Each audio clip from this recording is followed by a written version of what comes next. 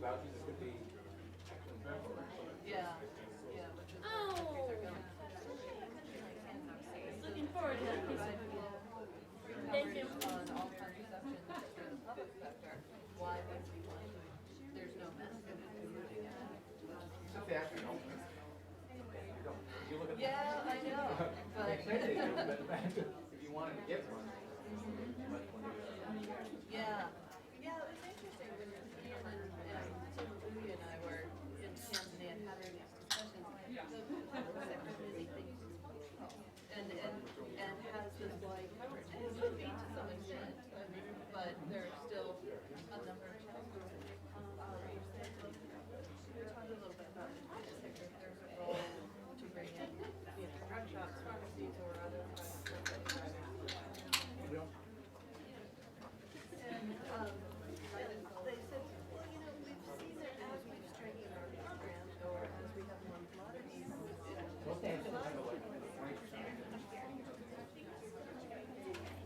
yeah. But if you look at the private sector use, what's the public Thank sector? you for doing that. They're using handwriting from the private sector. Do you know what? My dad, when he was in India, he went and saw a cousin who was like graduating in high school in like 87 or something like that. And they apparently wrote her a card. And so he scanned No, it. they're not. Not if for you're all looking at I thought my handwriting was better as a child. that's probably was. That's what he's like And we don't write any handwriting, right? I think it's a good idea. Let me say hello. I tend to handwrite my remarks before we have events, and I feel and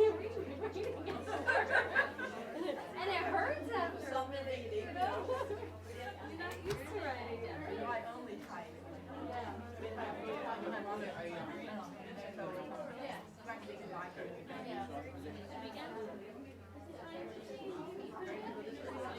All right, thank you. Good to meet you. No,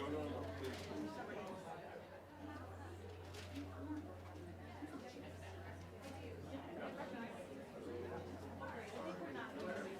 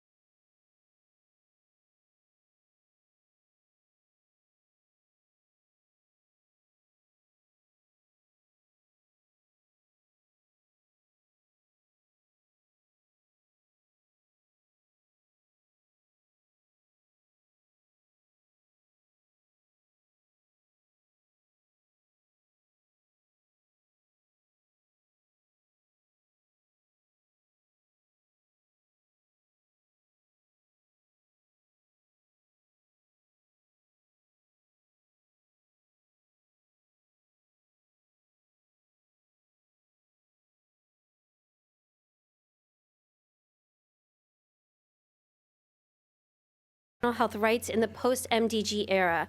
My name is Sandeep Bathalan. I'm a senior program associate with the Maternal Health Initiative here at the Woodrow Wilson International Center for Scholars.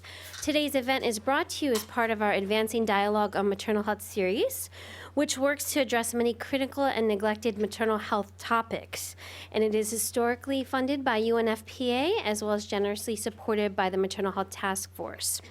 As many of you know, because we all do tend to know each other in this crowd, the Wilson Center is the formal memorial to our 28th president, and in his honor, we aim to bring the worlds of policy, practice, and academia together to gain a better understanding.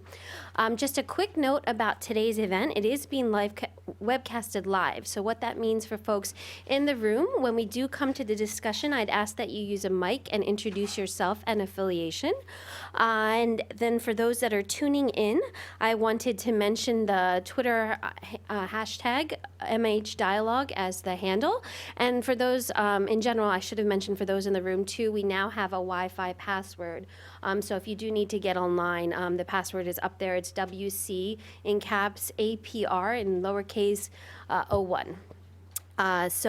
Again, for those tuning in, if you have a question, feel free to ask it via Twitter.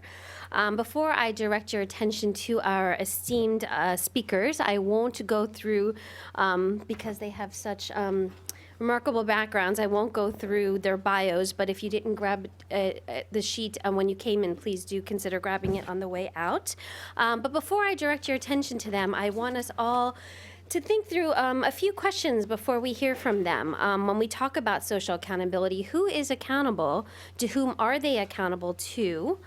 What do organizations, the government, or women, in this case, need to be effective in community monitoring and social accountability? And the last question that popped to my mind was, what desired conditions must be in place for this to work? So just some things to think about. And of course, when we come to the discussion, if you have other questions, feel free to pose them. So we're going to be first hearing from John Townsend, who is a member of the Rights and Empowerment Working Group. He's also the Vice President and Director of the Reproductive Health Program at Population Council. We'll then hear from Jonathan Fox, who's a professor of International Development Program at the School of International Service at American University, and he's also very familiar to us at the center. He used to be a fellow with our Mexico Institute. Then we're going to hear from Tobiko Masika, and he is the project manager for CARE Malawi. And then Diana Konje, who's the director of the Reproductive Health Unit at the Malawi Ministry of Health. So join me in welcoming them. Thank you.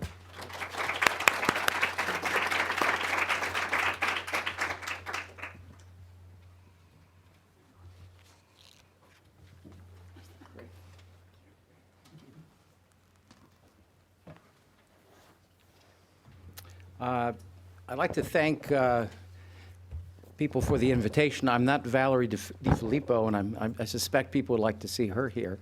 But I'd like to welcome you all again to this audience, in particular our friends from Malawi, who I think have some important messages, so I will try to be brief. This short introduction is kind of why we want to keep rights at the center of sexual, reproductive, and maternal health. And in doing this, I worked with Valerie, Jessica Schwartzman, and Erica Stutt at Family Planning 2020 to lay out a few of the issues. I'll be talking kind of in three things, giving a sense of the context, what do we mean by rights, and how do we think about that, and then how do rights lead to results.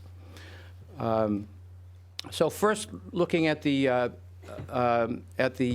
context, clearly we've made, I think, quite a bit of progress on MDG 5, certainly since the early meetings around maternal health in Nairobi. But getting to universal access and understanding the meaning of universal access in the context of health, development, and autonomy remains a considerable challenge. Worldwide, we still have 287 million maternal deaths annually, 99% of these in developing countries where maternal deaths have a major impact on families and communities, and for women in farming communities, also the economy. And at the same time, we have 222 million with unmet need for contraception, and 80 million women with unintended pregnancies every year. And the remarkable thing is actually the solution to this, or the problem, is very similar in Europe, the United States, and the poorest countries in the world. In the United States and Europe, about 40 to 50% of the pregnancies are unintended and unplanned, and the same is true pretty much for much of the developing world.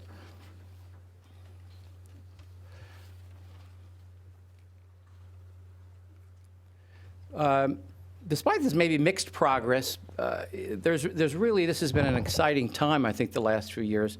The UN Secretary General has created a new focus in every woman, every child, taking very seriously, I think, this issue about development and the impact it has on women and families. Family Planning 2020 in June 2012 began the process of reinvigorating family planning with partnerships with UNFPA, USAID, DFID, and others. The political discussion around the post-2015 agenda is trying to add reproductive rights and issues of decision-making into the new set of development agenda. And Susan Olson from the State Department is here, and she was at CPD grappling with some of those issues in recent weeks. And these are clearly important issues from lots of perspectives. The fact that the U.S. delegation actually mentioned and defended rights both at Addis and at CPD in New York is a real refreshing element, I think, to our notion of priorities and governance. And so this is a particularly good time. But when we talk about rights, no one really kind of knows what is it, in fact, we're talking about. So the question is, what do we mean by this? There have been 3 or 4 recent developments. WHO has come out with some recent guidelines on how do you implement rights in the context of family planning programs. UNFPA will be doing something shortly. Certainly, UNICEF has been involved with the rights of the child, and these are inextricably linked. And the Bill and Melinda Gates Foundation, together with the Futures Group and Engender Health, just came out with a practical framework that was published in Studies in Family Planning a couple of months ago. So this is the long list of some of the principles. And to understand where these principles come from, they really come from 3 traditions. One is a tradition of ethics. So how do we deal with ethics, which are part of rights, in a way that makes sense? Issues of autonomy, distributive justice, which is reflected here in terms of non-discrimination and equity, and informed choice, are part of the ethics tradition, and they've been with us as long as the UN has had its charter. The second tradition has to do with kind of the tradition of public health, and there we're looking at how do you get the maximum benefit to people who need services with the interventions that we have and can afford.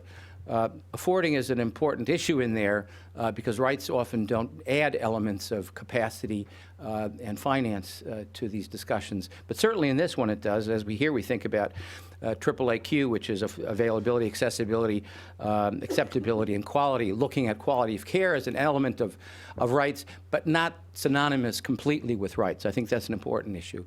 And the last one has to do with good governance. I think the tradition of good governance is that we have to hold people accountable for the things that they do. We have to be transparent in the way we deal with complex issues. And together, these 3 traditions offer a rich array of principles to deal with. In practice, the principles actually are a lot more complex in management. And I think the Malawi example will be a good one. How do you grapple with this at the community level? And then how do you think about that at a scale at the national level so that it isn't an exercise in a pilot area, but one that actually affects large populations over time in large geographic areas?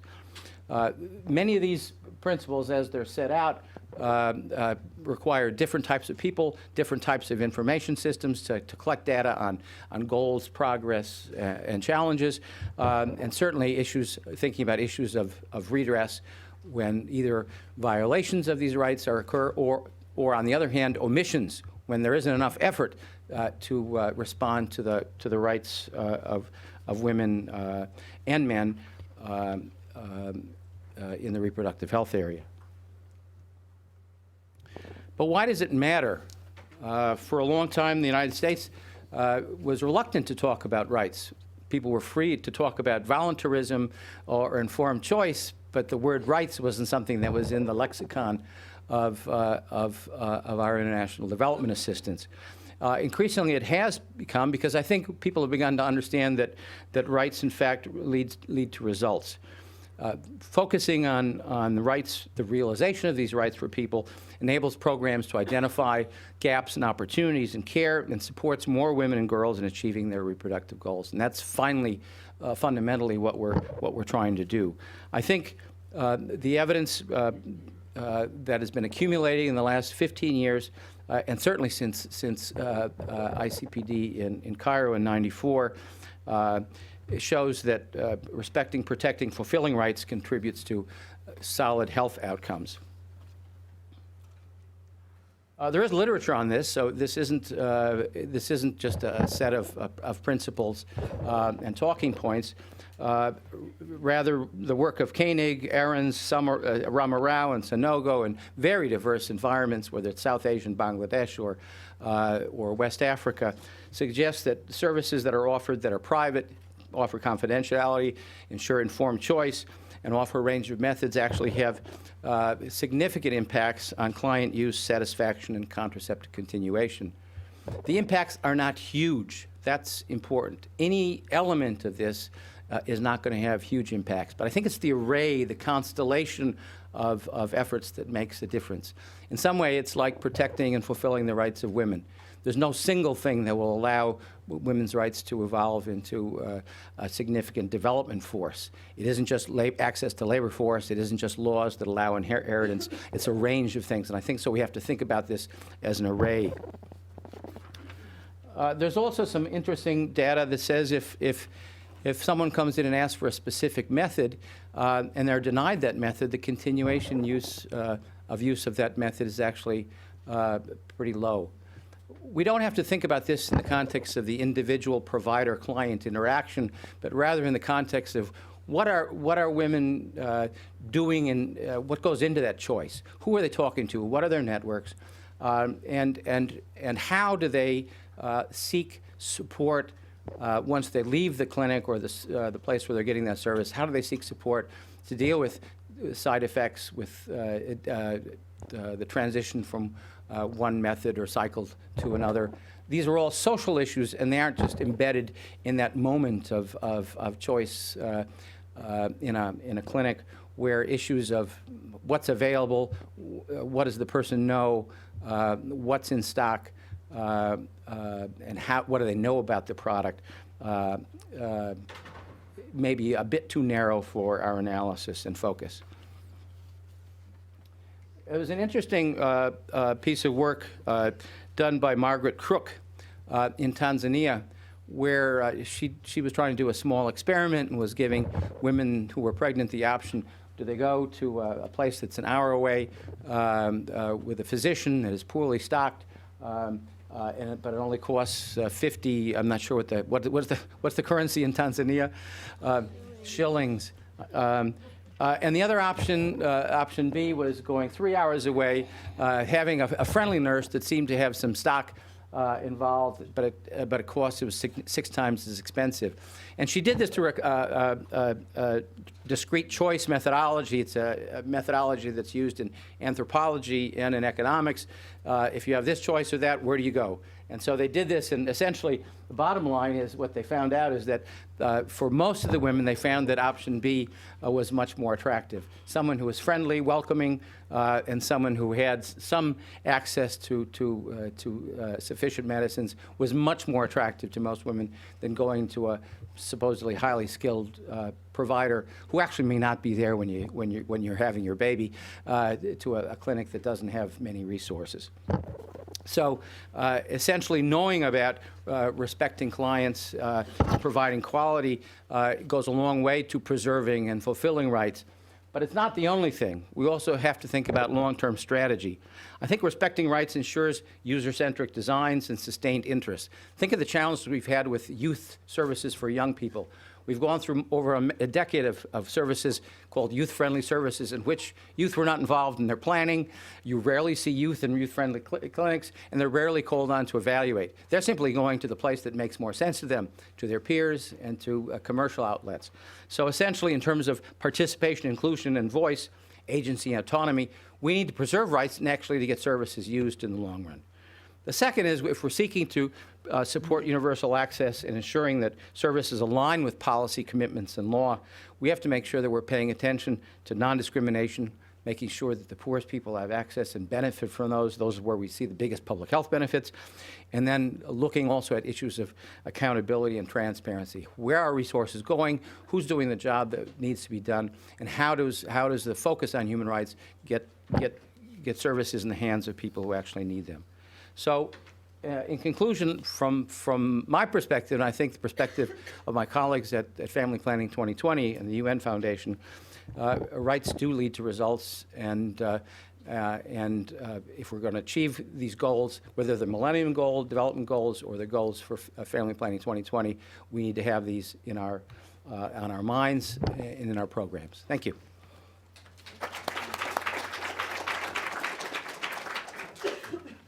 So I just want you all to know that John lied to me. Before we got started, I told him what some of my questions were regarding this session, and I do think we heard from him who is accountable and to whom they're accountable to, and when it comes to desired conditions, quality services was definitely an answer there. So you did answer. Oops, sorry.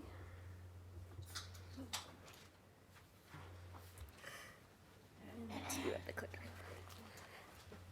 Hello, thanks very much to the Wilson Center's Maternal Health Initiative for the invitation. And as the handout says, this is a summary of a presentation that I'm working on for the Global Partnership for Social Accountability, which is yet another one of those large voluntary multi-stakeholder initiatives. It doesn't really have a good acronym, but it's a huge effort. There are now 38 governments that have opted in, and it's a way to both fund social accountability initiatives and to promote exchange and learning. So in these circles in the World Bank and also in the other elements of the donor community, the Transparency and Accountability Initiative, which is a donor collaborative, in the last couple of years, there's been a lot of stock taking as more and more people have realized that the research is lagging far behind the practice in this field and leading lots of people to ask the what works question, a question that is in turn contested because the question implies a different formulation, which is, does it work? Does it work implies the answer is yes or no, which means that it's the wrong question, because it's going to be under what conditions, to what degree. The question has to be framed in a much more subtle way, as well as does it work in conjunction with what else? What else is going on, particularly on the governance side? Okay, so what is it? What is social accountability? This is one definition that focuses on the interface, the interaction between citizen engagement and government responsiveness. There are a lot of other definitions that stress much more the voice side, and it's been certainly applied widely, not only in health, but in the fields of education, water, public works. And the basic point of departure is that conventional channels of political representation are not enough to improve the performance of the public sector, what the 2004 World Development Report called the long route to accountability, that putting more money into a system per se isn't enough either, and so therefore the emphasis is on encouraging direct citizen voice, both to identify problems and to promote solutions. And so because of the focus on this panel, it was very helpful because it encouraged me to make explicit some implicit ideas about what's the connection to a rights-based approach. And I think it's important to remember to recognize some profound ambiguities. The first ambiguity is that in the world of practitioners, there isn't a consensus as to whether social accountability is a means or an end.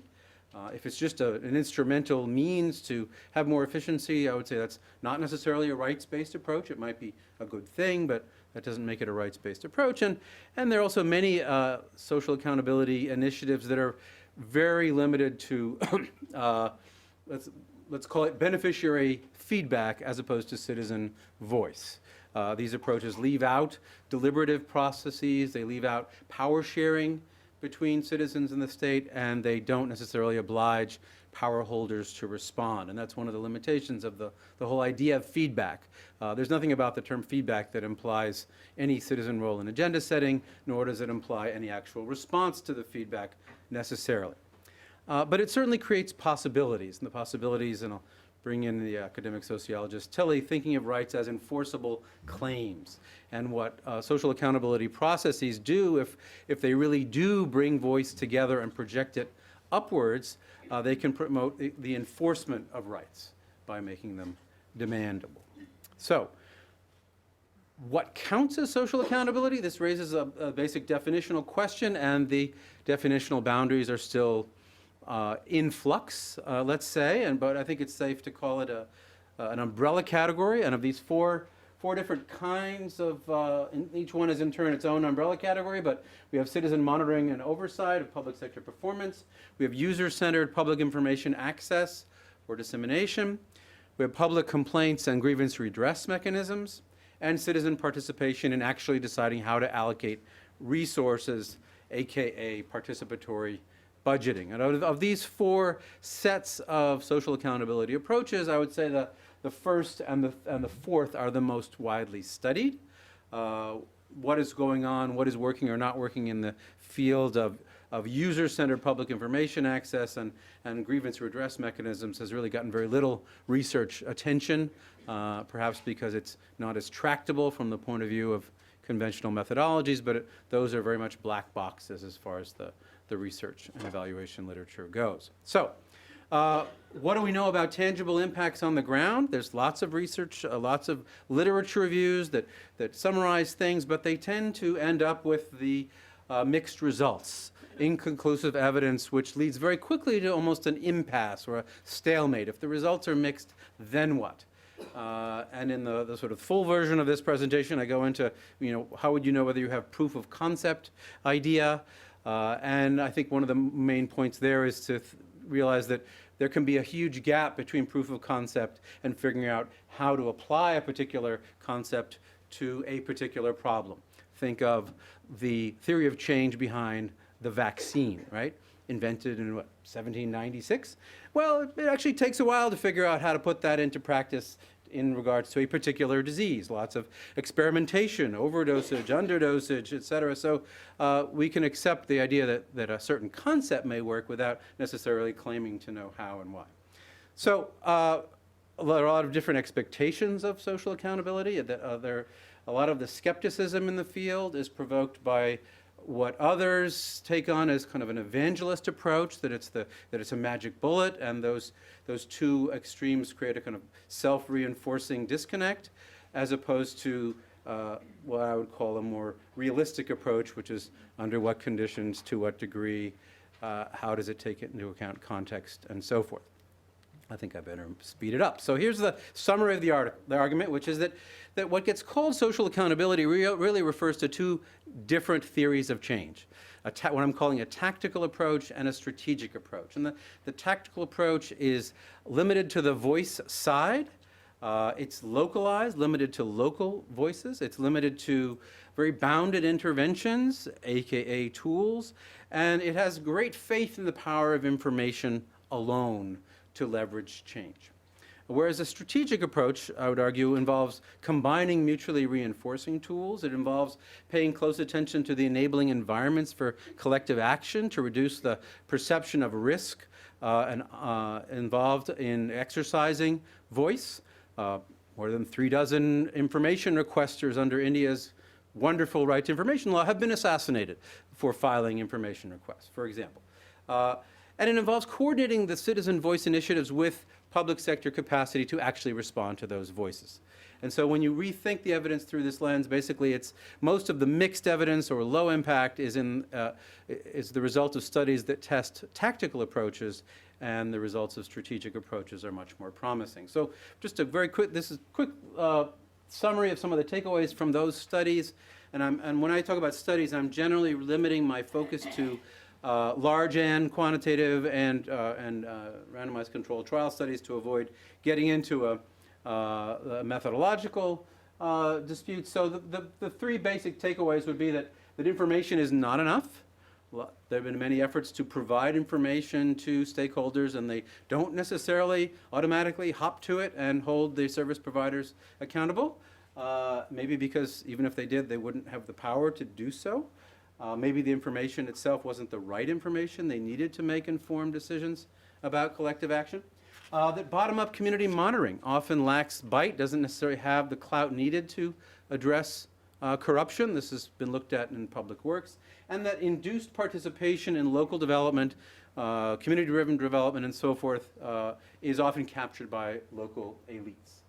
Okay, so, but in this field, there are some very influential studies of no impact or low impact that have actually been widely misinterpreted. So unfortunately, this is probably too small to read, but I'll just sum up that the first one that I'm looking at by Olken, Village Public Works in Indonesia, gets read as, and this top category is the pop version of the message.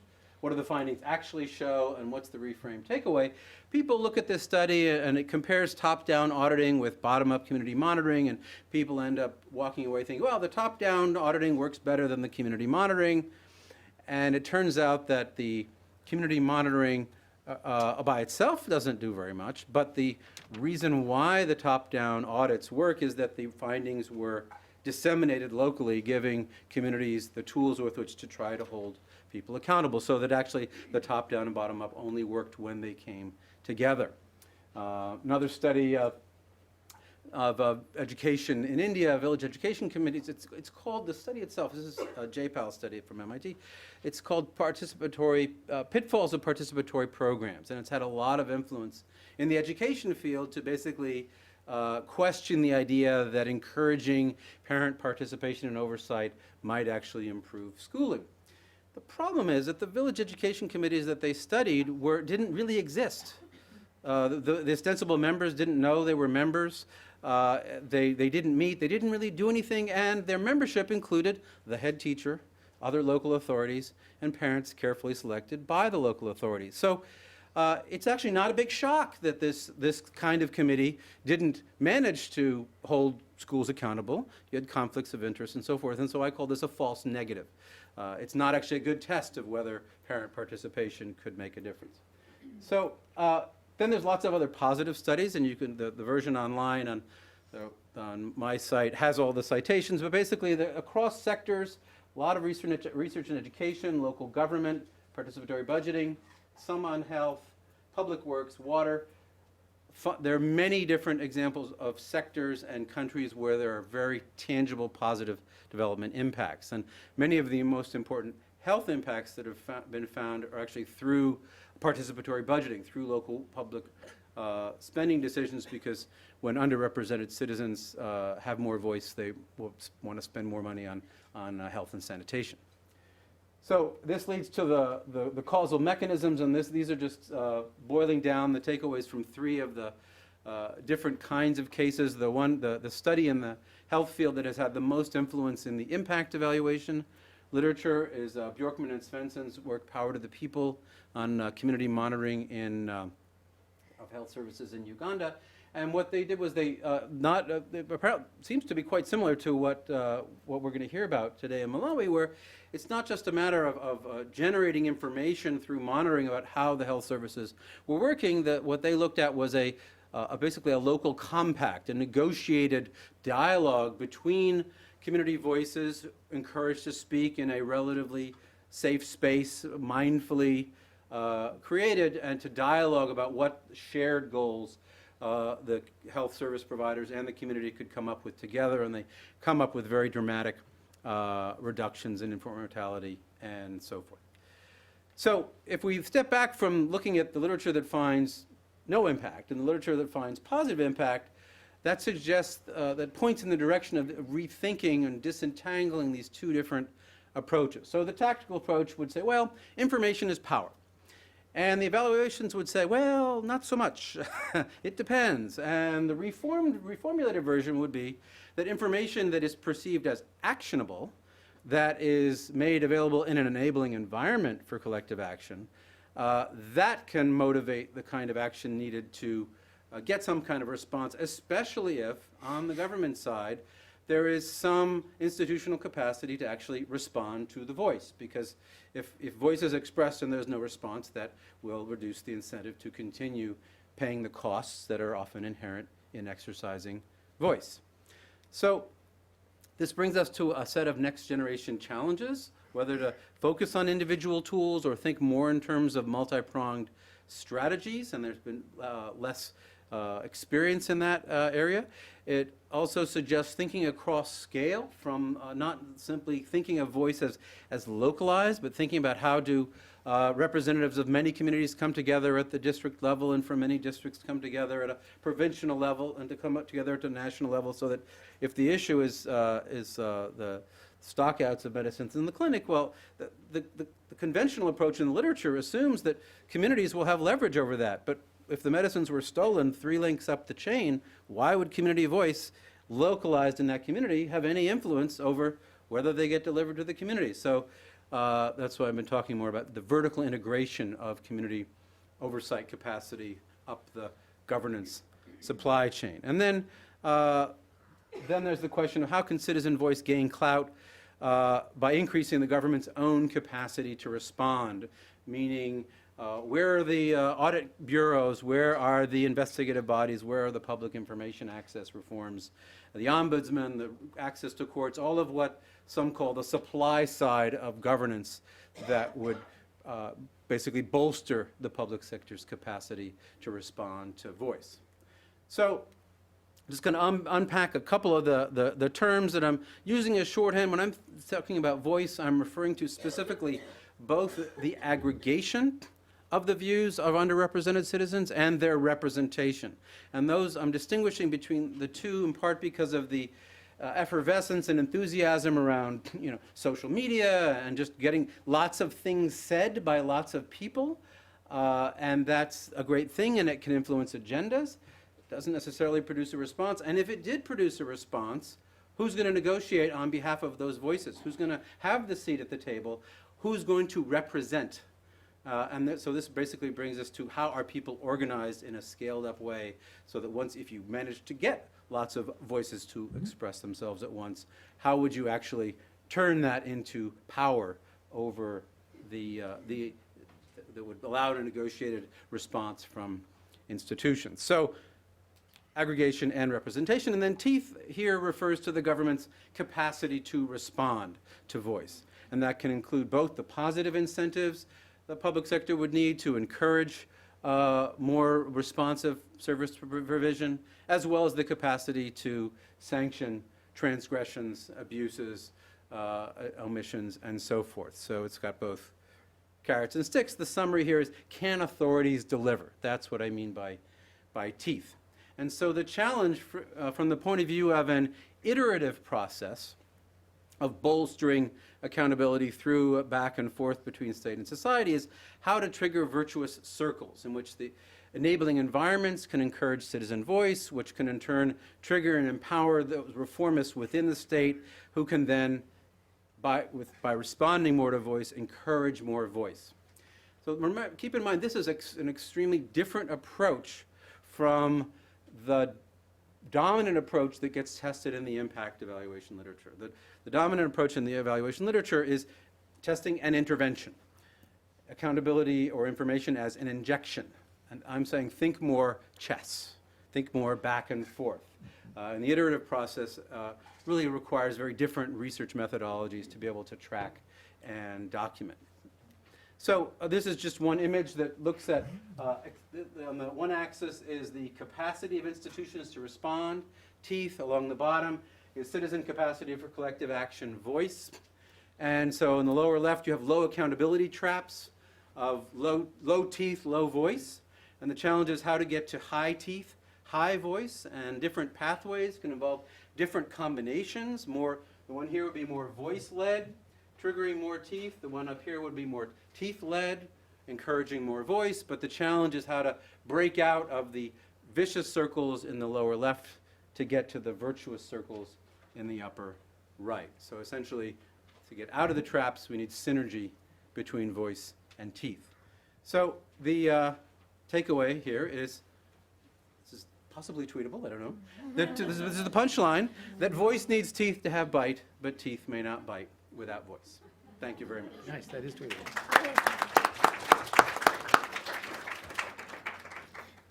Definitely tweetable.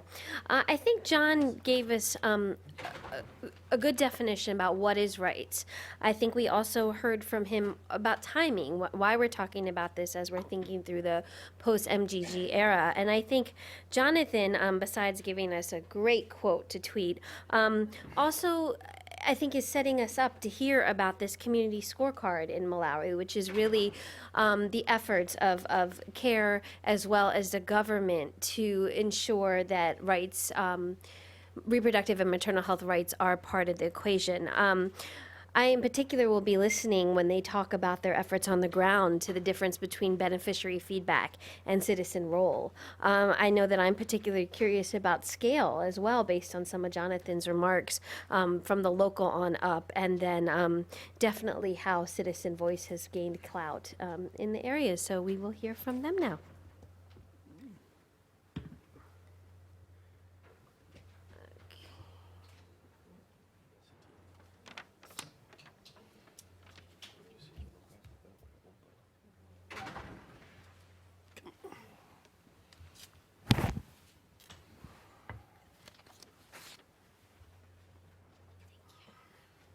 You can advance it from here or here, whatever you prefer. Yes, it does.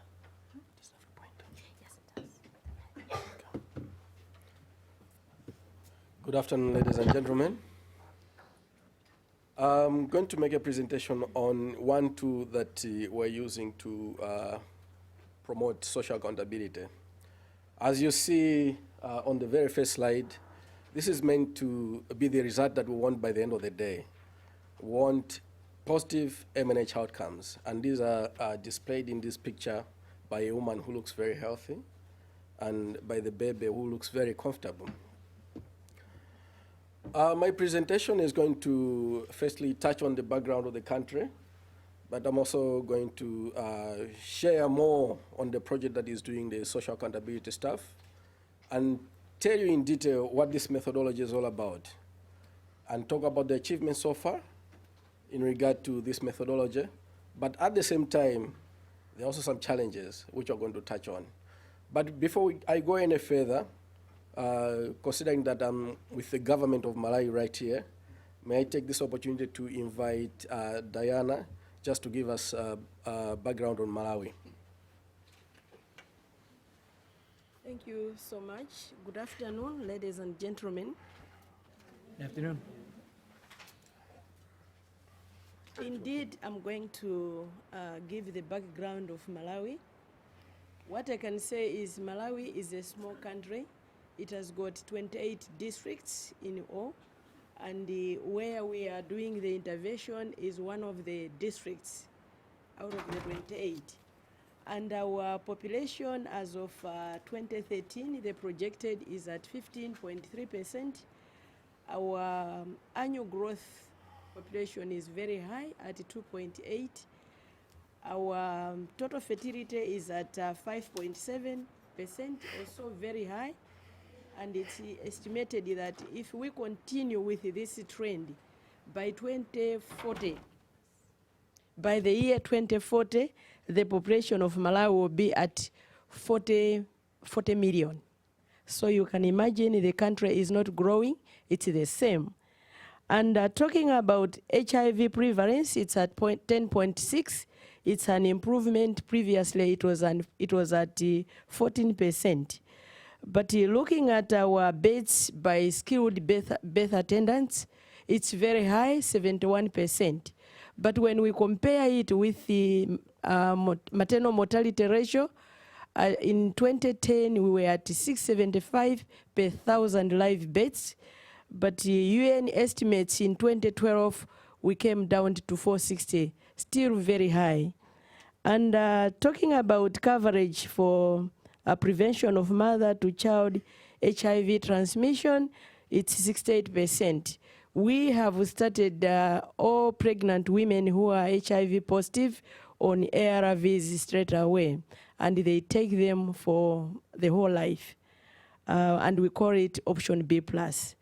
And talking about contraceptive prevalence, we are doing very well because we have increased access to modern contraceptive methods. Previously, in 2004, we were at 28%. However, our unmet need is very high at 26 currently, 26%. And talking about our neonatal mortality, it has been static for some time now. It is at 31%. So basically, that's what I wanted to say. Thank you so much. Thank you, Diana. So what I'm going to give you now is the project that is doing community scorecard, one of the social accountability tools. This project is being funded by South Foundation and is running from 2011 to 2015. And we're doing it in collaboration between CARE and Malawi government. The goal of the project is basically to develop and test broadly applicable approaches to improve family planning and maternal health implementation and outcomes. And as you might see on the map, this is the district where we are doing this intervention. By the way, this is a map of Malawi. So the intervention itself, according to community scorecard, and what we've done is to identify 10 health centers where we're doing the intervention, and also 10 where we're not doing the intervention, but this is to provide a comparison base. So it's a randomized control trial. So what we've done at the moment is we've done a baseline assessment, and eventually we're going to do an endline assessment so that we'll be able to compare the changes that have occurred over time, but also compare between the two clusters. So this is community scorecard is a social accountability approach that brings together members, service users, and service providers together with the government. The two sit down together to identify service access, utilization, and provision challenges. So it looks at, from the provider side as well as the user side, to look at what are the key challenges that are preventing delivery of the services, but also that are leading to prevention, inaccessibility of the available resources. And once they identify those challenges, now they'll be able to generate joint solutions, collective responsibility now. And these two groups work in partnership to implement, track the effectiveness of the solutions in an ongoing process of improvement. And basically, if you look at the picture we see here, you'll see this represents the community, and this represents providers. If you look at the community, there are several groups of people. It's not necessarily older men and women, but we're looking in there to see that there are children, there are very small boys, but also have some women or men with different conditions. Like this lady here you see is pregnant. So we make sure that this process provides an opportunity where everybody's voice will be heard in the process. And basically it operates under the principles of rights that the previous speakers already talked about, participation and inclusion of voice. So everybody's voice that matters has to find its way into the planning or discussion table. Transparency and accountability, equity and responsibility. So the methodology takes into account a couple of stages, about 5 or so stages. And the very first stage of the process is to do proper planning and preparation. The proper planning and preparation helps us understand the context in which we're going to work in. And the second phase of that is now, based on the understanding that you generate, you bring out the issues, as I said earlier. These issues help us now to generate what we call a community scorecard, as well as a health worker scorecard. I will explain that further. When now you are generating the issues which are going to help you in developing the scorecards, at community level, we do appreciate that sometimes when you put together women and men, in most cases, studies have also shown that mostly you find that the women don't speak out. And even in other cases, men also shy away. So deliberately what you do is to make sure that women and men are in separate groups. Further to that, even the youth and traditional leaders are put in separate groups, and even the vulnerable groups. So this is where the preparation is very important, because if you understand the context, that's when you can make a better decision to say which are the kind of groups that we can have, that we have inclusive voice in the process. And basically, to generate the issues, there are key questions which we ask. And basically, these are the questions. Like in the case of the project that we're doing in Cheu, our focus area is family planning, PMTCT, and MNH. So we ask the question to say, what is it that is going well? What is it that is not going well? And what improvement is needed? So that process leads us to a couple of issues that are generated, as you might see here. There's some planning, family planning myths and norms, the disrespectful treatment of women, poor relationship between health workers and communities, shortage of staff. So there are a broad range of issues, some of which could be common on both sides, to the community as well as to the health workers. So after you generate the issues, you're able to use the issues now to develop some indicators. So this is just an example of a set of indicators that we have. There are more. Like currently in the project that we're working on, there are about 12 indicators that have been identified by the community, and there are 13 indicators that have been identified by the health workers. You might agree or disagree with me. These indicators are not like the indicators we know in project management, but these are indicators that make sense to the people at the community level, as well as the health workers, which can generate or can trigger some action to correct the situation. So for example, we have referral system availability of transportation for pregnant women from health center to the hospital. Another example, availability of resources which are key for the focus areas that I mentioned earlier, like drugs, supplies, and space. Availability and accessibility of information. So once you have these indicators, you have a scorecard, which now you have to score. So you have the scorecard for the community, you have the scorecard for the health workers. So this is just an example of a scorecard for the community. And I can take you to indicator number 8, say reception of clients at facility. The community in that, in one of the areas, they scored it 40. And they give a reason for scoring it 40. If you look at the reason, it says, some health workers have good attitudes and respect clients. Some women are shouted at during delivery. If you look at these issues, you would agree with me that they are the issues that would encourage somebody to go to the facility or discourage somebody to go to the facility.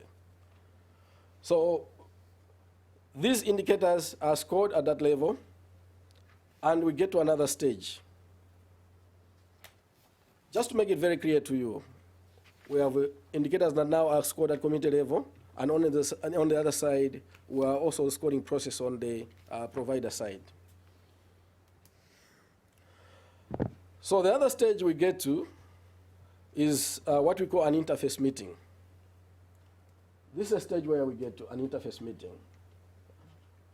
So at the interface meeting, we have people from the community, the catchment population.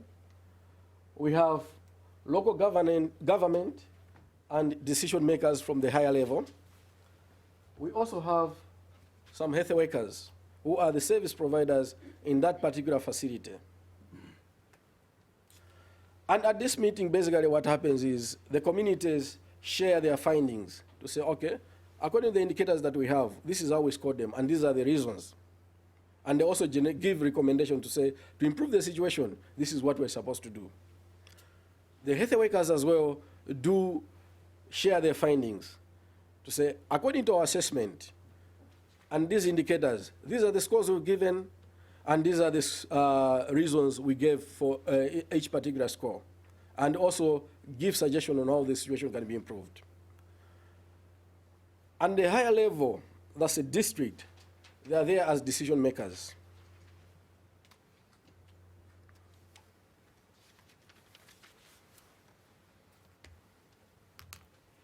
So in the one key product that comes out from this discussion between the health workers and the communities in the presence of the higher level, which is the district level, is an action plan.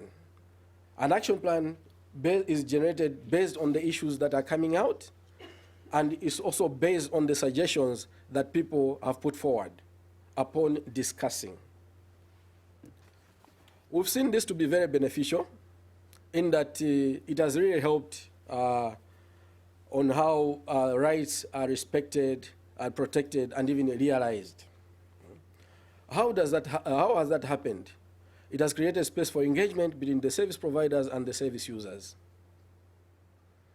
It has enhanced communities' knowledge and demand for entitlements in a subtle manner, starting from the analysis of issues hindering delivery and accessibility of the services. So it's not an aggressive approach. It's an approach that involves a lot of dialogue between the two groups. And through that, people have gotten to learn about the entitlements and demand those entitlements. Enhance a culture of accountability among providers in a negotiated manner. Back home, a good example is the history of Malawi is we're coming from a one-party system, and the health workers are mostly regarded as kings, or public service providers are kings. So having a space where these two can be regarded as equals, it's yielded a lot of positive outcomes. Enhanced collective responsibility to address barriers to delivery and utilization of quality services.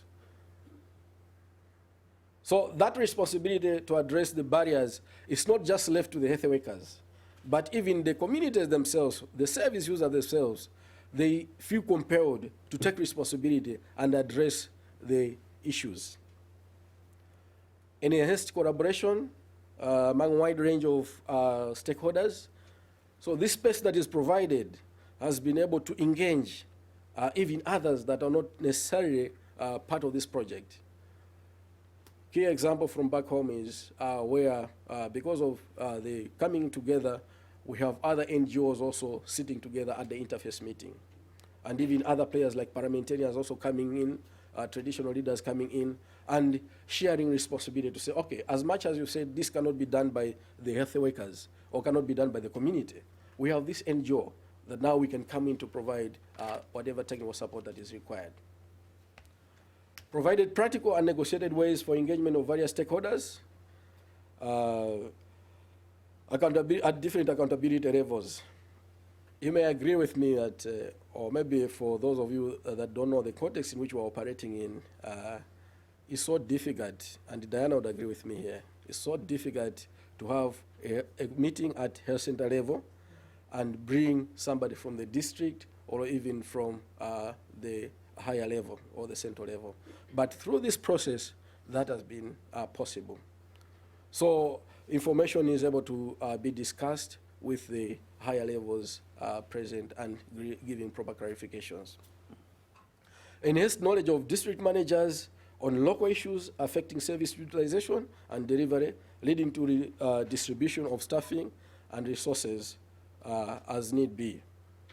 So even in other cases, you'd find that maybe one facility has more health workers when another facility doesn't have, maybe only has one health worker. And it's so difficult to operate in such environment. But now when you bring them here during the interface meeting, they get to learn about the issues. or they get to understand and make decisions, say, oh, this facility that has a lot of health workers, we need to redeploy others to another, that particular facility. So they wouldn't just listen to the in charge of the facility, but now getting there and to hear the sentiments coming out and getting to know the issues has triggered that kind of reaction. We already looked at the indicators, but I wanted to give another example of what has come out as positive from this process. I have a scorecard from one community, health center, with its corresponding communities. So we have Community 1, Mchocho, Community 2, Jifwiri, and Yesaya, and this is the health center. So these are the results that we've seen over the past 6 months, the past 1.5 years, because we've done the scorecard every 6 months, doing the scoring, and over time, you see the kind of changes that have been happening here. We started with, in terms of relationship between service providers and users, we started at around 60%, according to the perception of health workers. That shot up to about 80-something, and eventually it's now at around 90%. And one other community, Mchocho, said, okay, initially when we just started, they rated the relationship at 40%, but it's increased up to around 90% now.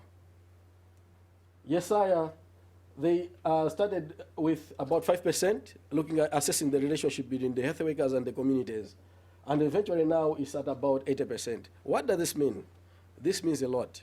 When you talk to the community members, they're actually saying, now we're enjoying a better relationship with the health workers. And that is comparing us to go to the health center to seek services, when initially that was not the case. They say they're getting a lot of respect following the improved relationship. The health workers are more accountable to them. They are telling them, say, we don't have drugs because of the A1, or because of the following reasons, when initially they would just not even attend to them. There have been some challenges, of course. And these two, to be very honest, if not well managed, it can create a lot of distraction. So if not properly managed in terms of facilitation, oh yeah, you can create, because what it means here, you are providing an opportunity for people that have been hurt before to interact with the providers that maybe are pompous, they're so powerful, and you're bringing them together. So that requires somebody who is very good at facilitation to make sure that the discussions are not necessarily finger pointing or meant to report somebody to the high level, but they're meant to improve on the performance of the services. But the other thing, we've also seen that our environment is mostly constrained in terms of resources. So having this intervention, it has created a lot of demand, which I think in other cases is still a challenge to address. However, the good thing is the engagement of other stakeholders is coming in to share the responsibility. There's also a culture of protecting domains of power. Some people would want to control the power that they've amassed over time, and they are not very comfortable with such kind of a process. Another key thing also is that there's limited policy influencing. As you rightly heard, you heard initially that we're only in one district, but we're working with the country has about 28 districts. However, we've tried to address that through our engagement in different forums at district level, but even forums higher, like at the national level. That's why we're engaging more with Diana. But another critical thing also is that sometimes it's difficult to mobilize everybody in the community to come for these meetings. Sometimes chiefs want to take advantage of the situation and just identify people that they are connected to so that they participate in the discussions. Thank you very much for your attention.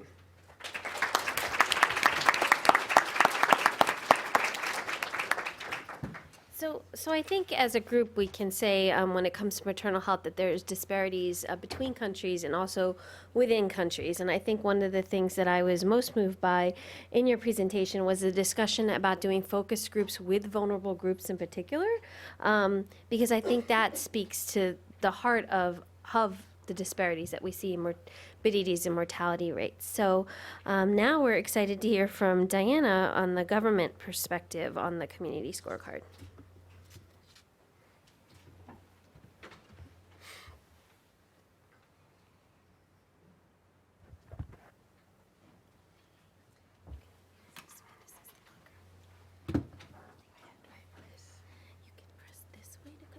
Just use that. Yeah. Yeah. Good afternoon once again. As you have heard from Tumbiko, we are working together because we would not have given them a district if they didn't come to us. Yeah, my presentation outline government's engagement in community scorecard process in Ncheu, which is in Malawi. How has the community scorecard helped the MOH of Malawi fulfill, protect, and respect rights in Malawi? The challenges and complexities of using community scorecard in Malawi, and roles of different actors in social accountability approaches. So first of all, I want to start by saying that as Ministry of Health, they have key interventions in order to reduce the high maternal as well as neonatal mortality which is in the country. We have to start with emergency obstetric care services. What we have actually done is to isolate some facilities where key interventions are taking place so that small facilities could be referring to them, kind of reducing distance. We have, of course, family planning as our #1 strategy. We have skilled attendants during pregnancy as well as childbirth. For this one as well, we are using a lot of traditional leaders to kind of push all women to deliver in our facilities, because previously our maternal mortality was very high. It has reduced now because women were going to traditional birth attendants. So traditional leaders have actually helped us to push pregnant women to deliver in our facilities. We have essential newborn care. We have early postnatal care, where we are saying women should be in the facility for the first 48 hours, and from there, when they go back home, they are followed up by a group of health workers, so to say, we call them health surveillance assistants, who follow them up in their homes during day 0, day 3, and day 8. And I have circled community maternal, neonatal, and child health initiatives where the community scorecard is falling in. What I have to say here is that in Malawi, most of the people are living in rural areas. More than 80% are living in rural areas. So we are providing services to about 17 to 20% using our structures in urban areas. For it was very important to have structures right at community level. And we also have effective referral system. In this regard, we are using e-ranger motorcycle ambulances, which have been distributed to all the health facilities. So what is government of Malawi's engagement as far as the community scorecard is concerned in Ncheu? So what the government is mainly doing is to use the district structures. We have the district health management team, where we have the district nursing officer, we have the district health officer, the administrator, so on and so forth, who are part and parcel of the team for the community scorecard. We have health providers, and government responds to needs identified through the community scorecard. As I said earlier on, at this level, we have this team, so they are responsive to whatever comes during the meetings with community members as well as health workers. And reproductive health in general, under the Ministry of Health, I'm actually the focal person. When I heard that CARE has come with this project, being someone interested in maternal and neonatal as well as child care, I followed them up to see what actually is happening at community level. One other responsibility for government is, of course, providing overarching support and coordination and sharing learning from the scorecard process beyond just in Cheo. We are actually sharing the results from this district to other developmental partners so that care alone cannot go to the 28 districts, but other interested partners can take part of the country, and eventually the whole country can be can have this intervention. Coming to how the scorecard has helped Ministry of Health fulfill, protect, and respect rights in health, we've been able to monitor and improve the quality of services. What I have to say here is previously, before the community scorecard, we were having these problems where you try to bring health workers together, talk to them how they are supposed to treat, patients, clients. We didn't make even a kilometer. We didn't make any step. But the coming of the community scorecard, as you have already heard, the health workers are responsive. They are caring. They are taking care of the patients. That's what we have been wanting for a long time. It has helped service providers to monitor their progress, the way they are, conducting their business. They track inputs. What kind of inputs are there in the facility? What needs to be brought to the facility? All this kind of thing. It clarifies roles and responsibilities of service users as well as providers. Identify community-approved benchmark on performance criteria for resources and budgeting decisions. Previously, the DHMT would just come together and plan for their district without involving community members. But with the coming in of the community scorecard, they are very mindful to include the community, the communities around them. Compare functioning performance and satisfaction across facilities in the district. This picture you can see here is one of the interface meetings where community members and the providers of care are brought together. Before the community scorecard, you could not bring the two, types of people together, because as community members, they have a feeling that if they talk ill of the health providers, they happen to be sick, go to the facility, they would be given an injection to kill them. That's that sort of thing. That's what they were believing in.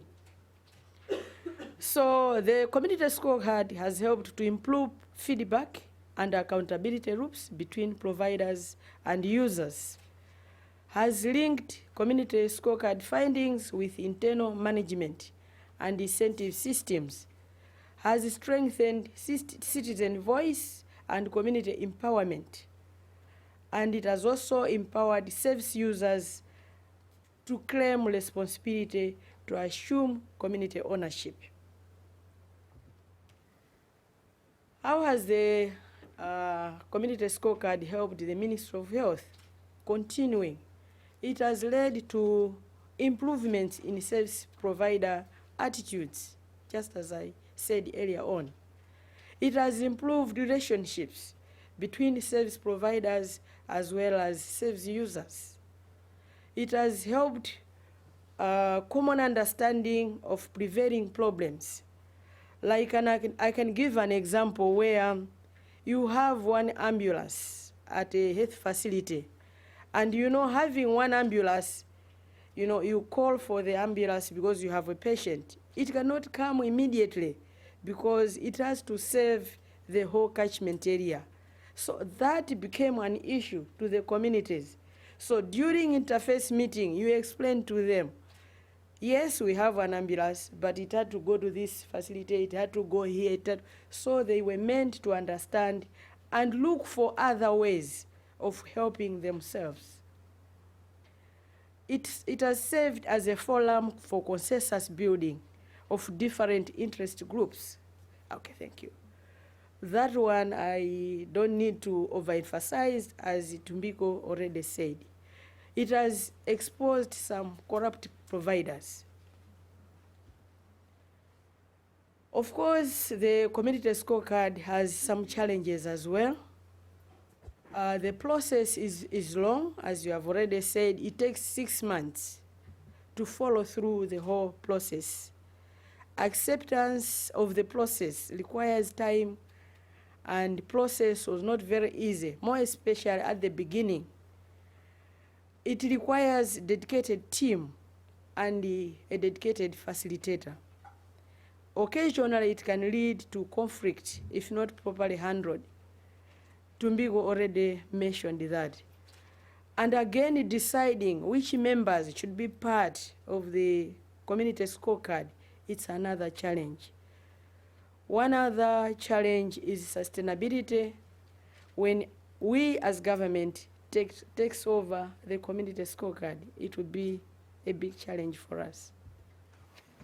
So roles of different actors. So government is to create an enabling environment to ensure that the rights of individuals and communities are fulfilled. Should guarantee freedoms of information. Should allow and facilitate process of participatory budgeting. Should facilitate public commissions and hearing. Institute community advisory boards. We have these boards right from the tertiary hospitals, district hospitals, down to health center levels. Should be responsive to supply side and community side needs. We also have NGOs and the civil society organizations. These ones actually work as, more especially the CSOs, work as watchdogs for government. So NGOs and CSOs monitor the process to ensure that the rights of individuals, families, and communities are fulfilled.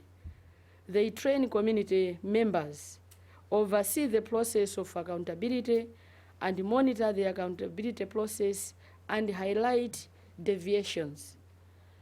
As for the UN organizations, they train community members and right holders on their rights, oversee the process of accountability, monitor the accountability process, and highlight deviations, provide resources for the social accountability process, and provide facilitators. Thank you so much.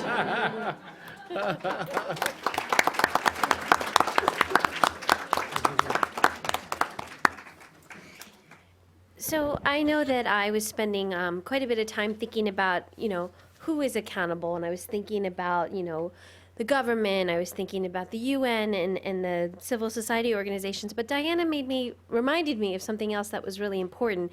It's not only who is accountable, but the recognizing the passion within.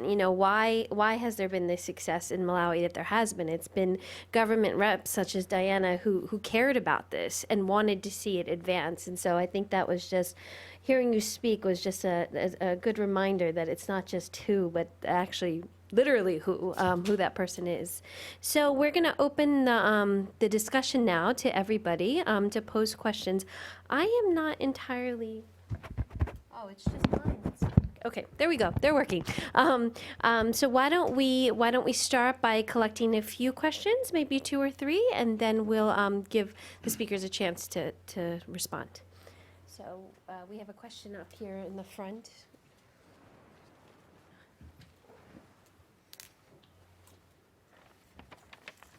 Thank you so much. I'm Amanda Classing from Human Rights Watch, and I actually have two quick questions.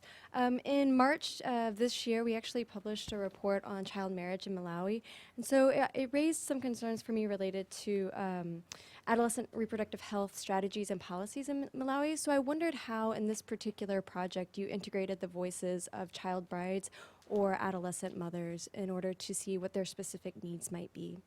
And I also have a question more generally about the rights-based approach and social accountability. So I wanted to know from John and Jonathan a little bit more about the need for a civil society enabling environment, including the respect for freedoms of expression, association, and press, and how that relates to this concept of voice that seems to be a little bit less robust when it comes to rights. Thanks. I think we have one right behind you, actually, Donald. Good question. Thank you, Susanna Dennis from PAI. I really enjoyed the panel, and I have a question for Mr. Fox. I liked your diagram of kind of low voice and bite moving to higher voice and bite, and how you move from a cycle down here to a cycle to the upper right quadrant, I guess. And I wonder about the role of external donors in this relationship between civil society and government. I feel like no one has really talked about that really complicated and in many ways facilitating, but in other ways can complicate things, relationships. So if you could comment on that, I'd appreciate it. Thanks. And then I think there's maybe one more in the back, and then we'll grab you in the second round. Hi, Jeremy Canthor from DAI. I want to thank our colleague from CARE. I worked on a USAID anti-corruption project in Bangladesh, and we adapted the scorecard. And I wonder if you could maybe comment on a couple of challenges we encountered. One was the challenge of working at the community level to generate the indicators, but then trying to then aggregate it so that you have some sort of national level learning for policy. And that's proven a challenge. The other was, at the end of this process, you have wonderful dialogue between communities and health facilities, but it's ad hoc. I mean, it's kind of created by a project. And what do you do moving forward? You have people working and sharing their voice, very vulnerable people, and then the project goes away. And what are the kind of the institutional mechanisms for continuing that dialogue? And the third is this issue of supply and demand, of you've gotten everyone to express their demands and what they want to see, but if the service providers don't have the capacity to manage against that, or a complaint mechanism and what to do with those complaints, you can set a process where you have increased tension in communities rather than resolution. Thanks. So maybe we could start off by answering some of the questions that were specific to Malawi around child brides and adolescent mothers, and then move into scale up within the country, how to move forward, as well as supply and demand issues, and then we can look at the broader issues after. It should be on. Okay.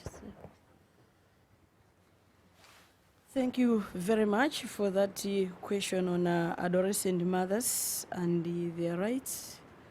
What we are actually doing now is that we have a program where these adolescent mothers can actually go back to school. Yeah, we have those, arrangements. They can actually go back to school, and the sky is the limit. If they stopped in primary education, they can go up to secondary, up to tertiary education. So indeed, we have those arrangements in the country. And as regards to age at marriage, actually, when this issue was tabled in Parliament, the members of Parliament approved as age at marriage to be at 15, of which the president did not consent. So debates are still on, and the youth, some of the youth themselves, they want age at marriage to be even at 21 years. So it's going to be tabled again in Parliament hopefully the next parliament, because we are about to conduct elections this month on 20th.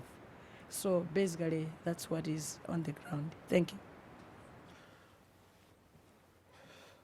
Thanks for the good questions. Just to build on what Diana said, it's very pertinent to make sure that the issues that concern a particular kind of group are addressed, are not addressed by providers alone, but even those groups of interest are part of the decision-making and suggestions. One of the presenters mentioned about the youth-friendly services, where only providers could make decisions without engaging the youths themselves.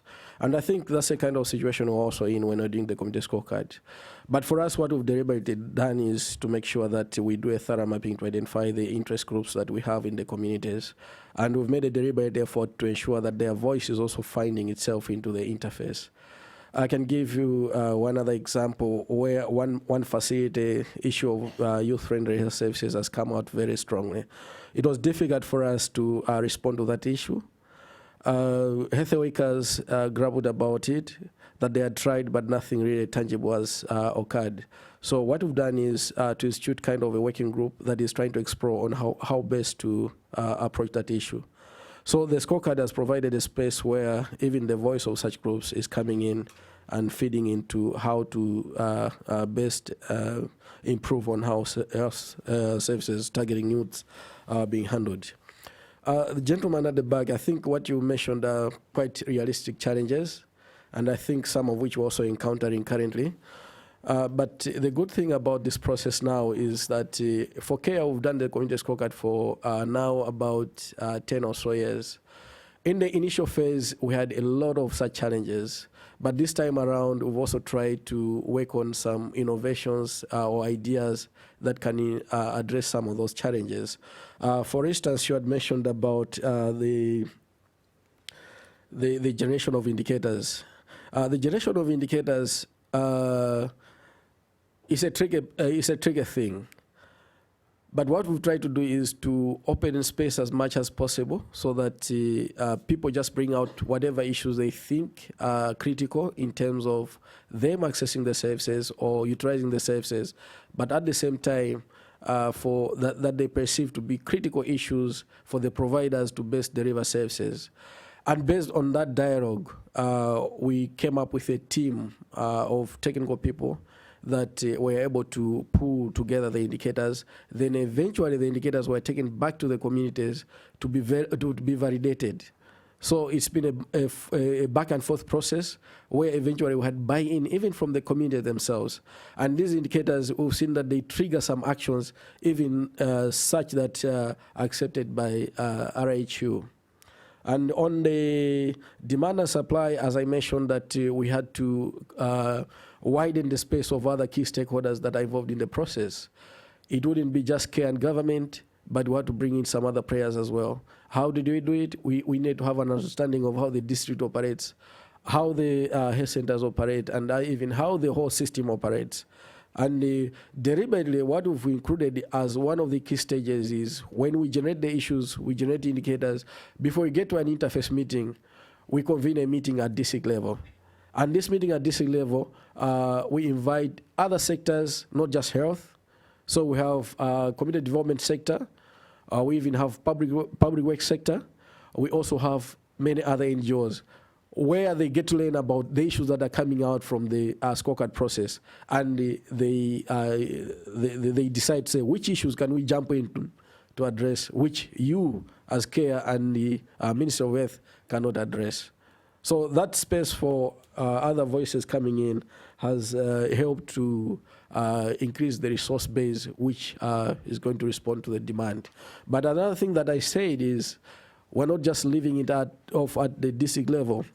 I do also participate in some subgroup meetings, and we just made a presentation at the national level, the sector-wide approach review meetings, where we have donors. So also the donors are able to get to learn about the specific issues that are coming from the communities of course, through me or somebody else from the project, but these are legal issues that are pertinent at that lower level. You had asked about the role of donors and the role of government. Fine.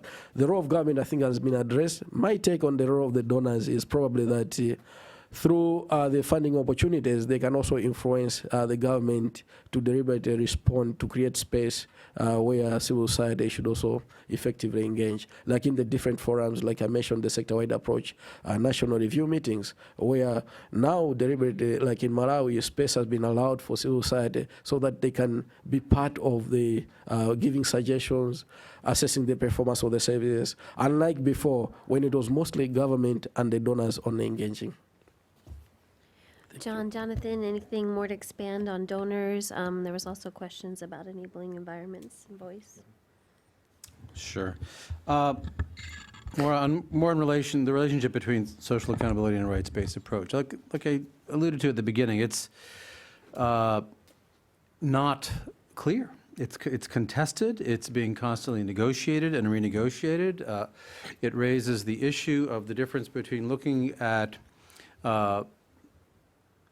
civil and political rights, freedom of assembly, freedom of expression through a kind of urban or national capital-centered view where you're looking at the major media, you're looking at flagship NGOs, you're looking at flagship watchdog groups, and are they able to operate, versus the everyday forms of violence and repression and threat that face people all over the world, regardless of whether or not NGOs can say whatever they want in the national capital. And we heard Anna allude to this very real example of people being unwilling to directly and as exposed individuals confront service providers who would later hold their lives in their hands. And correct me if I'm wrong, but it appears that one of the many ways in which this process in Malawi helped to create a relatively safe space was, not only through external actors with the backing of the government coming in, but also the report card process itself allows a certain degree of anonymity,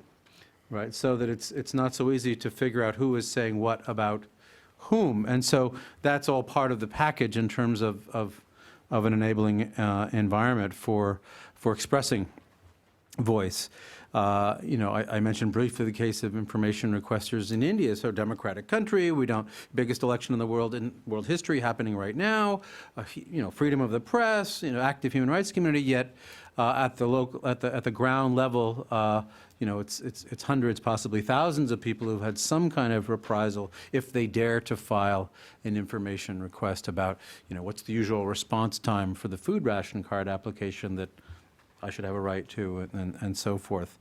Whereas so that we have basically the fear factor lags in, ostensibly countries that ostensibly have, relatively, free human rights situation. Yet in dominant party or single party regimes that no one would call democratic, there have been cases. I'm thinking in China, in Mexico 25 years ago, research that I did, in Ethiopia today, where creating social accountability processes, even within all the constraints that you can imagine, create what turn out to be the first ever opportunities for partial freedom of association and expression.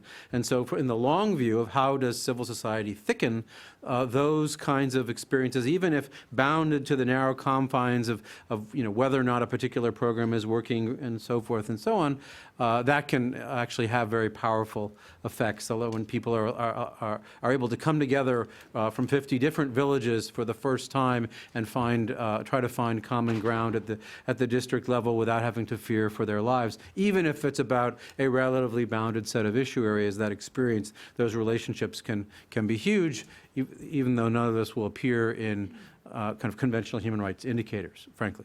On the role of external donors, first principle, first do no harm.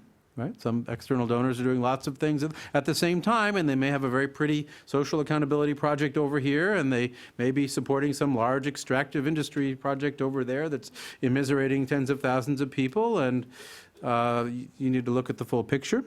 The second, convening role.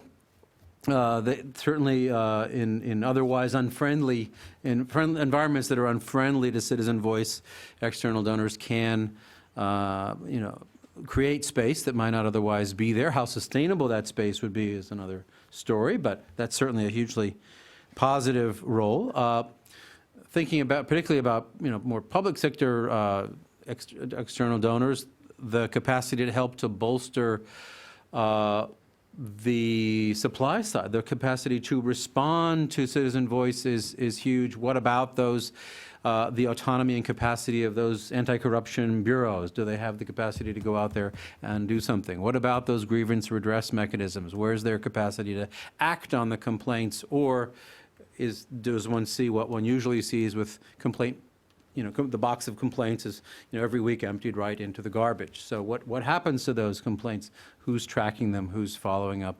Those are all things that bilateral donors and the World Bank already have on the agenda to some degree, but I would say there still is a tendency to think that the main thing is to encourage more voice and not pay as much attention, or at least not articulate a strategy that combines a focus on encouraging voice with bolstering the capacity to respond. And so just, this final point is that I think there still is a lopsidedness in the more of an emphasis on, for example, transparency than on accountability. And I've been working on this uncertain relationship for a long time. Under what conditions does transparency lead to accountability? And what one sees is on the donor side, both private foundations and multilateral donors, a lot of emphasis on more information, more indicators, and then what? How do they actually, what's the theory of change that is going to link indicators to tangible improvements in institutional performance? It's a largely faith-based assumption. I would just like to add 2 points, maybe quick ones. The first is that human rights, both reproductive rights and political rights, go hand in hand. So they create an enabling environment by both those things interacting with each other and having maybe some of the players be the same. And the second thing, it requires actually champions. I mean, it shouldn't be surprising to us that when a country has a community nurse midwife as head of the reproductive health program, there's an interest in community voice. So to the extent that people have other interests, such as managing health equipment or some other priority that would allow other interests to go in other directions. I think having champions available in that community, with that enabling environment, is being pursued. It doesn't happen all at one time. So it is kind of a longer process, but it needs people to engage in that and take responsibility. I know there's a question in the middle here. Hi, Kate with MSI. Thanks for the presentations. They were wonderful. I think we all heard a lot of great strategies and tactics on how to implement this and make this happen and work. And I appreciate that there's been some talk about the complexities and that it's not just if you build it, they will come. If you have transparency, you'll automatically get accountability. So my question was on, I work in similar health system strengthening things and scaling up efforts. And one of the harder things that we've run into that was touched on here, and I'd like to hear more about, is the need for critical facilitators who can bring these groups together and kind of make this all happen. How do you identify them, and how do you enable them to facilitate this process? Because I think there is a lot of faith and black holes on, we have the mechanisms, it'll just work, but I think we're learning that it really does depend on skilled facilitators who can navigate these political waters and make things happen. So thinking of sustainability, it's great if you just come across a great individual or a champion, but how do we kind of systematically, as development workers, look at identifying and empowering these facilitators? Is there another question before we tackle that? I think there's, oh, thank you. Oh, can't see that corner. Thank you. Sorry, I don't know how many hands are up over there. I'm Jennifer Bremer with American University in Cairo, formerly a DAI also. My question really has to do, I think it's actually for the representative of the Ministry of Health, but thanks to everyone for great presentations. My question, I guess, is if you did not have donor funding available, how would you do this, and would you do it? Good question. Yes, thank you. Thank you to all the panelists for your excellent presentation. Sorry. My name is Hua Yu. I'm with World Vision. And our social accountability work owes a lot to the foundational work done by CARE and the bank. So thank you again for the presentations. But my question is actually for Deputy Director Konje. And it's obvious that you have deep experience in the community and you just have a love of the community from your work with them. And my question to you is, as a duty bearer, as a Ministry of Health official, did you ever have reservations in this kind of approach in terms of social accountability? As you know, without the right facilitators, it could be duty bearers could feel threatened or they're being heavily criticized. So my question to you is, how would you get other government officials to buy into this approach? What would you like to see in terms of either your ministry or the government in terms of institutionalizing the acceptance of social accountability among duty bearers and decision makers? What are some of the concrete things that might be able to facilitate that forward? Thank you. And I think I saw one more in that corner, and then we'll turn it back to the speakers. Hi, thanks to everyone. I'm Mary Beth Hastings with the Center for Health and Gender Equity. We're mostly talking about the programmatic level here, and I'm wondering, in terms of the title being the post-MDG era, is there a role for policy here? Should there be policies at the UN level, at the donor level, or at the national level to help drive this, or are we going to leave it up to implementing organizations to kind of decide whether to implement this or not? Great. So we had a question around how to identify critical facilitators and how to enable them. We had one around would this work continue without donor support? Then a question specifically to Diana about at the government level, were there any reservations or and how to get others involved? And then a larger question around policy, and maybe John, you could take a stab at that as well. Potentially at the UN, the donor, or the national level. So I don't know. Diana, do you want to get us started and then we can move down? Yep. My question is to do with funding. If CARE decided to leave today, how do we go about it? Normally in Malawi, what we do is when a project like this comes in the country, we try to sensitize the other donors. And how we have done it before is that I already said that we have 28 districts. And what we have actually done is to divide the districts to specific donors. So when CARE is dealing with one district, you heard him say that he made a presentation at national level. So already, by doing that, we are trying to sensitize the other donors. And I was actually telling him to say, we also need to start all over again. He has to start presenting what is just done to us today to the technical working groups so that it can be taken to the senior management where it is endorsed and later on it becomes a policy. And as a government, our role would be, you are working in this district, this is what we want you to be doing in these districts. And they actually have to abide by what government wants. They cannot say, no, we say, this is what we want to happen in our district. So we have worked through approaches like those. The other question was, did you have reservations? Yeah. This one, again, is as a community nurse. I'm a community nurse. When they came to our department explaining about this, first time I said, oh, this is good. Let me go and see what you are doing. And when I actually went with them to the field, went through the whole process, I was very much encouraged. I came back home and, told everybody in our unit that what I have seen in Incheo is marvelous, So the next step is you have to make the presentations, where we have several stakeholders come to our meetings. And then once it's endorsed, then it becomes a policy. It becomes very easy for us to operate. And then the districts have to make district implementations plans every year. The next thing is to tell the districts to put this activity in their plans. So that's how we actually deal with from projects to programs. Thank you so much. So yeah, if we could maybe just continue down the line and just a minute or two response from everybody. Me, I'm going to touch on the facilitators. Facilitators are really very critical in terms of this process.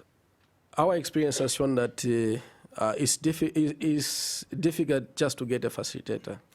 It's a process. You have to build somebody's skills eventually to groom them as good facilitators. So unfortunately, I don't have a definite answer, but it's a process. That's what I can say. But another key thing that may be worth mentioning here is that it's not just facilitating that actual process, that's the interface or whatever, but I think it calls for observation of other key stages. Like I said, you need to have a thorough understanding of the context and engage even more. I would give an example, very practical example of what happened when we just started this project. We had to introduce it through the district teams, the district management team. And within the district management team, there were some resistances. But we had to make some effort to ensure that we had, say, one-on-one discussions with them and mention to them, what is it that is propelling us to do this? Already, the Constitution of Malawi has a provision for realization of people's rights. So those were kind of facts that made this idea now sink into even providers. But it took a series of discussions, one-on-one discussions, even meetings. I remember this other group of health workers at district level and intermediate level. The very first time we showed them the idea that this is a workable idea, they were very resistant. The second time, they were kind of accepting it. The third time we had an interaction again, they said, oh, okay, let's try and see what happens on the ground. But the fears were always there. So I think it requires, say, consistency. And even for the team that is facilitating, the more they do it, the more their skills get sharpened. Thank you. Just take on the international policy question. These issues are at the interface with other governance issues, and so I actually would like to learn more from those of you who are following the debate over where does governance fit in the MDG goals. I'm a bit skeptical myself in the sense that it's very easy for governments to sort of game indicators in that space. But there are two other international policy arenas where these issues are very much front and center. The Open Government Partnership, more than 60 governments have signed on to this joint state civil society process of through consultation, setting action plans to move national open government agendas forward, starting from whatever baseline Malawi is involved. I'm involved with the monitoring process, the independent reporting mechanism, where we're looking to see whether the degree to which governments actually follow up on their own action plans.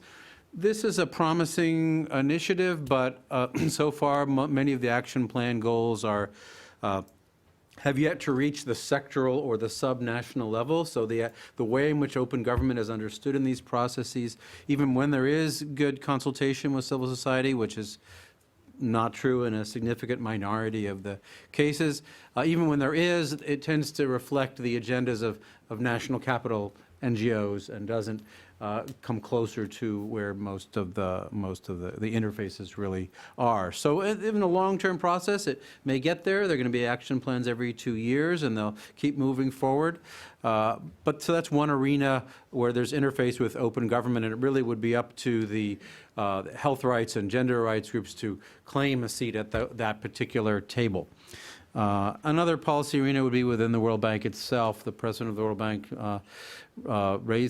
got some people's attention when he said that his goal was for, in every project with identifiable beneficiaries, meaning leave out the big sector loans and so forth, that there should be 100% of them should have some kind of beneficiary feedback mechanism.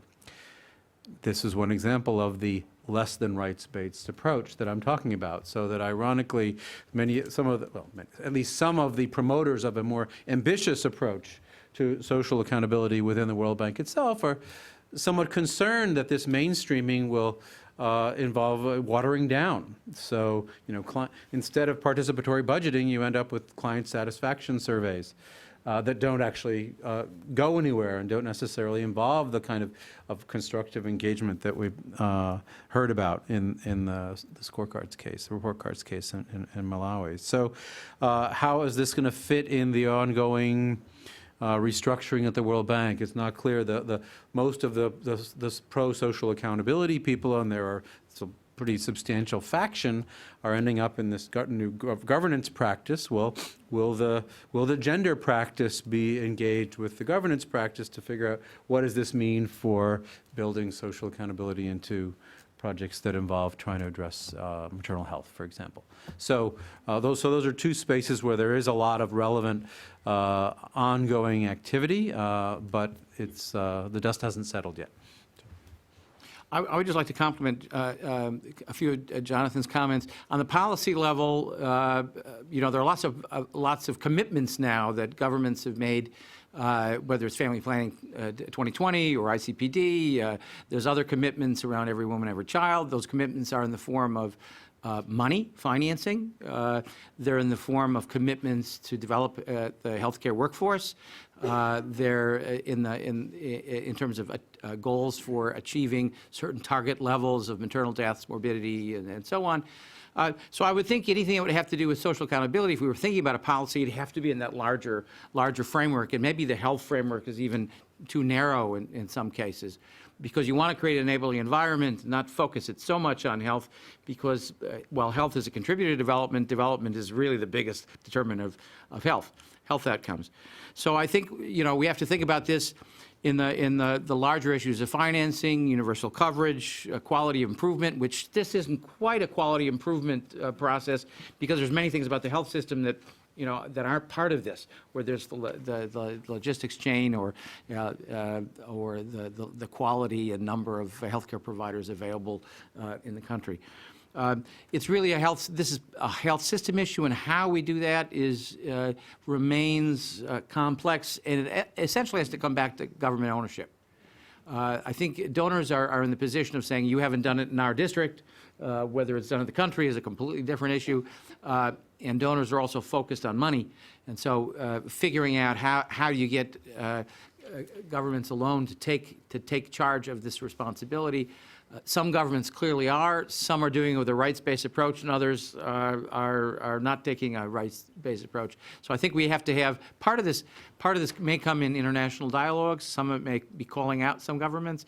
Some of it may be just strengthening the use of information for identifying and getting clarity through international treaty bodies about what are people's intent and what are they seeing. Complex issue, but I think we've got our finger on something here, and I think we should continue the dialogue. So speaking of continuing the dialogue, I do want to encourage you all to consider following us on Twitter or Facebook, and I want to thank you for your participation and ask you to join me in thanking the speakers.